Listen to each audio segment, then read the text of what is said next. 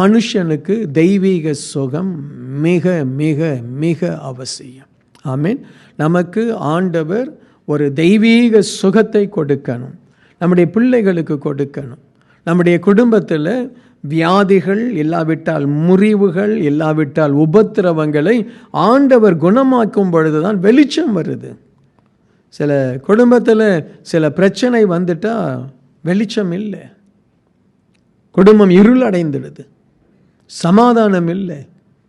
அப்போ ஆண்டவருடைய சமூகத்தில், ஆண்டவரே என் முறிவை கட்டும், என்னுடைய காயத்தை குணமாக்கும். அப்படி நாம் ஆண்டவருடைய பாதத்தில் விழும் பொழுது ஆண்டவர் என்ன செய்கிறாரு? நம்மை மிக பிரகாசமாய் மாற்றுகிறார். நம்ம வாழ்க்கையில் முறிவுகளும், நம்முடைய வாழ்க்கையில் சில உபத்திரவங்களும் இன்னும் நம்முடைய வெளிச்சத்தை அதிகரிப்பதற்காக ஆண்டவர் கொடுக்கிறார். நம்முடைய உபத்திரவங்கள் இன்னும் நம்மை மேன்மையாய் மாற்றுகிறது, இன்னும் ஆசீர்வாதமாய் மாற்றுகிறது. இந்த நாளில் ஒருவேளை ஏதோ ஒரு உபத்திரவம், ஏதோ ஒரு ஆண்டவரே ஒரு வியாதி, இல்லாட்டா ஏதோ ஒரு பிரச்சனை என்னை அழுத்துகிறது என்றால், நீங்கள் தேவனை இன்னும் கிட்டி சேருங்க. ஆண்டவர் இந்த வருஷத்தில் உங்களுடைய வெளிச்சத்தை 7 பகலின் வெளிச்சத்தை போல மாற்றட்டும்.